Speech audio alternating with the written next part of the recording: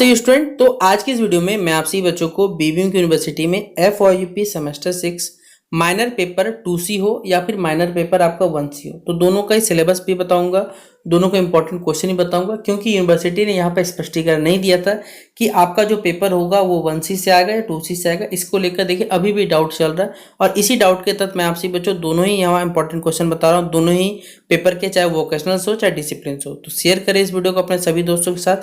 Channel पर अगर आप हमारे न्यू आए तो सब्सक्राइब करें, साथ में बेल आइकन पर क्लिक करें ताकि इसी प्रकार जब भी न्यू वीडियो आएगा सबसे पहले आपको अपडेट मिल जाएगा। डिस्क्रिप्शन बॉक्स में टेलीग्राम, फेसबुक, ट्विटर, इंस्टा सभी चीज़ों लिंक अवेलेबल है, आप हमें जहाँ फॉलो करना चाहे कर सकते हैं। और अगर आपको यहाँ पर ये जो पूरा का पूरा आपसे भी सिलेबस जो है इसको दोनों ही पढ़ लीजिएगा, चाहे वोकेशनल हो चाहे डिसिप्लिन हो, क्योंकि यूनिवर्सिटी का भाई कोई भरोसा नहीं कि सिलेबस किससे कौन सा सवाल कहाँ से आ जाएगा। ठीक है, तो इसलिए हमने भी आपको दोनों ही सवाल बता रहे हैं। तो सबसे पहले माइनर 2C का ये सिलेबस है।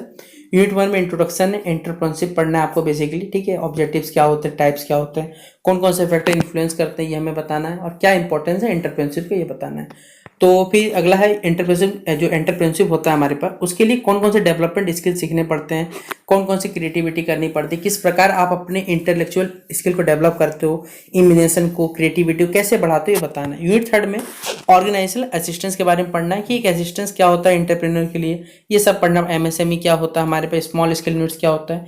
यूनिट 4 में फाइनेंशियल ऑपरेशन के बारे में आपको पढ़ना पड़े, ये था आपका सिलेबस।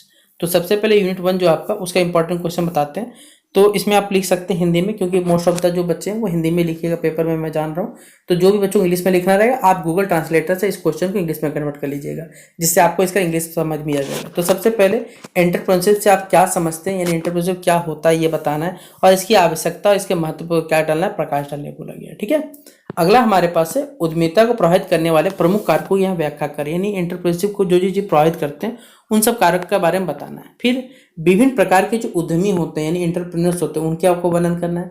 चौथा नंबर क्वेश्चन है हमारे पास, उद्यमिता विकास के जो उद्देश्य होते हैं वो क्या है, हमें ये बताना है, इसका विस्तार पूर्वक चर्चा करना है। एक सफल उद्यमी, देखिए आपने क्लास 12th में भी अगर मैं सही हूँ, अगर आपने रखा होगा इकोनॉमिक्स पढ़ा होगा तो ये सवाल आया तो पेपर में, अगर आपको एक सफल उद्यमी बनना है उसके लिए कौन कौन से या फिर किन किन माफ करिएगा, किन किन गुणों की आपको आवश्यकता पड़ती है बताना है। ठीक है, यूनिट 2 में एंटरप्रेन्योरशिप डेवलपमेंट स्किल आपको पढ़ना है। ठीक है, जो ये टॉपिक था आपको, इसमें सबसे पहला उद्यमिता कौशल यानी एंटरप्रेन्योरशिप जो स्किल्स होते हैं वो क्या होते हैं बताना है।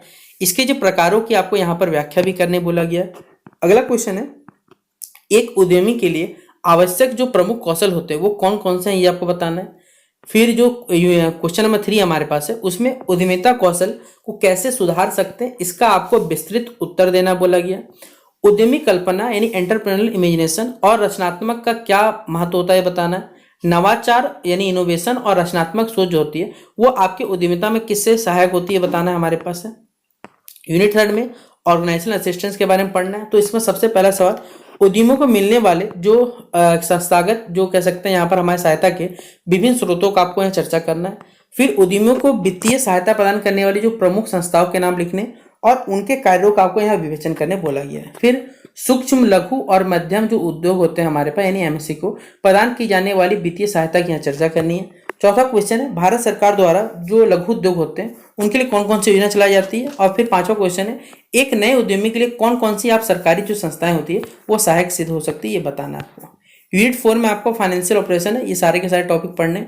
तो सबसे पहले कार्यशील जो पूंजी होती है यानी वर्किंग कैपिटल और जो स्थायी पूंजी होती है जो हमारे पास टर्म कैपिटल होता है, दोनों क्या है और दोनों के बीच में आपको अंतर स्पष्ट करना उदाहरण सहित यहाँ पर बताना पड़ेगा, देखिएगा। ठीक है, अगला है स्टार्टअप से आप क्या समझते हैं और इसका जो आरंभ करने की प्रक्रिया को यानी स्टार्टअप होता क्या ये आपको बताना है। ठीक है, वित्तीय विवरण यानी फाइनेंशियल स्टेटमेंट्स आप क्या समझते हैं इसके महत्व को समझाना है। चौथा क्वेश्चन है, बैलेंस शीट से आप क्या समझते हैं इसके प्रमुख घटकों की यहाँ व्याख्या करें। पांचवा क्वेश्चन है, एक उद्यमी के लिए जो वित्तीय प्रबंधन है वो क्यों आवश्यक है ये आपको बताने बोला गया। अब यहाँ पर कुछ लॉन्ग क्वेश्चंस एग्जाम के लिए लिख सकते हैं। एक सफल उद्यमी के जीवन को उदाहरण लेकर आपको क्या करना है, उसके गुणों का वर्णन करना है। अगर भारत में बात करें, स्टार्टअप जो संस्कृति होता है उसका विकास और इससे होने वाले जो लाभ पर आपको निम्न लिखने बोला गया। अगला क्वेश्चन नंबर 3 है, वित्तीय पूंजी को सही योजना एक उद्यमी के लिए ही क्यों महत्वपूर्ण है ये बताना है। रचनात्मक और नवाचार जो है उद्यमिता विकास में किस प्रकार सहायक होते हैं ये बताना है। ठीक है, तो ये था पूरी MN 2C वोकेशनल का इंपॉर्टेंट क्वेश्चन प्लस सिलेबस जो पेपर में आपसे पूछा जाएगा। ठीक है, अब मैं आपसे बच्चों को माइनर पेपर 1C जो है उसका यहाँ सिलेबस भी बता रहा हूँ और साथ साथ इंपॉर्टेंट क्वेश्चन बता रहा हूँ जो कि पेपर में पूछा सकता है। तो सबसे पहले यहाँ पर लिख सकते हैं यूनिट 1 में इंट्रोडक्शन है, बेसिक कैरेक्टर्स क्या होता है इंडियन इकोनॉमी का, 5 ईयर प्लान और इकोनॉमी डेवलपमेंट क्या होता है, मेजर प्रॉब्लम्स बताने हैं आपको, poverty, inequality, unemployment, population, explosion, ये सब बताना है। बेसिक डेमोक्रेटिक जो ट्रेड्स होते हैं इंडियन इकोनॉमी वो बताने हैं। यूनिट 2 एग्रीकल्चर से जुड़ा हुआ है जिसमें आपको इंडियन एग्रीकल्चर इंपॉर्टेंस पढ़ना है, जो ट्रेंड्स एग्रीकल्चर प्रोडक्शन में वो पढ़ने हैं, लैंड रिफॉर्म्स पढ़ने हैं, न्यू एग्रीकल्चर जो स्ट्रेटेजी और ग्रीन रेवोल्यूशन वो पढ़ना है, फिर रूरल क्रेडिट क्या होता है, इंडस्ट्रियल डेवलपमेंट ड्यूरिंग द यहाँ पर प्लान पीरियड्स हो गया, इंडस्ट्रियल पॉलिसी 1991 पढ़ना है, लार्ज स्केल इंडस्ट्री में शुगर, आयरन इंडस्ट्री, ये सब के बारे में पढ़ना पड़ेगा, और स्मॉल में ग्रोथ, इंपॉर्टेंस, प्रॉब्लम सभी पढ़ना है और एमएससी भी पढ़ना है, एमएसएमई पढ़ना है। यूनिट 4 में एक्सटर्नल सेक्टर है हमारे पास जिनमें फॉरेन ट्रेड क्या होता है, ट्रेड्स एक्सपोर्ट और इंपॉर्टेंट का क्या ट्रेंड्स है, कंपोजिशन और डायरेक्शन क्या होता है इंडियन फॉरेन ट्रेड में, ये बताना है। तो यूनिट 1 में सबसे पहला सवाल लिखिएगा इंपॉर्टेंट क्वेश्चन में, जो कि है भारतीय अर्थव्यवस्था की जो प्रमुख विशेषताएं होती है वो क्या है, और इसका विस्तार पूर्वक आपको क्या करना है, इसे समझाना है। ठीक है। अगला क्वेश्चन है भारत की पंचवर्षीय योजनाओं की भूमिका और उपलब्धियों का यहाँ विवेचना करने बोला गया। क्वेश्चन नंबर जो 3 है, भारत में गरीबी की स्थिति के कारण और सरकार द्वारा उठाए गए कदमों की समीक्षा करनी है। क्वेश्चन नंबर 4 है असमानता यानी इनइक्वालिटी के जो विभिन्न प्रकार और इसके भारतीय अर्थव्यवस्था के प्रभाव को स्पष्ट करने बोला गया। 5वां क्वेश्चन बोला गया बेरोजगारी यानी अनएम्प्लॉयमेंट के जो कारण होते हैं और प्रकार होते हैं और समाधान पर क्या करना है, आपको विस्तार पूर्वक चर्चा करने बोला गया। जनसंख्या विस्फोट यानी कि समस्या और उसके जो दुष्प्रभाव होते हैं उसका अर्थ समझाना या व्याख्या करना इस चीज के बारे में आपको। फिर भारत की जो जनसांख्यिकी विशेषता यानी डेमोग्राफिक ट्रेड्स उनको समझाना है। यूनिट 2 एग्रीकल्चर जुड़ा हुआ है जिसमें हमारे भारतीय कृषि की प्रकृति और भारतीय अर्थव्यवस्था में कृषि का क्या महत्व है इसके बारे में बताना है। फिर यूनिट जो क्वेश्चन 2 है भारत में कृषि उत्पादन जो प्रवृत्तियां होती है, ट्रेंड्स होते हैं, वो क्या रह रही है बताना है।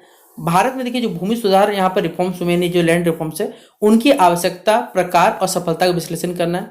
यूनिट 4 है हरित क्रांति यानी ग्रीन रेवोल्यूशन की विशेषता, उपलब्धि एवं समस्याओं पर क्या करना है, प्रकाश डालने बोला गया है।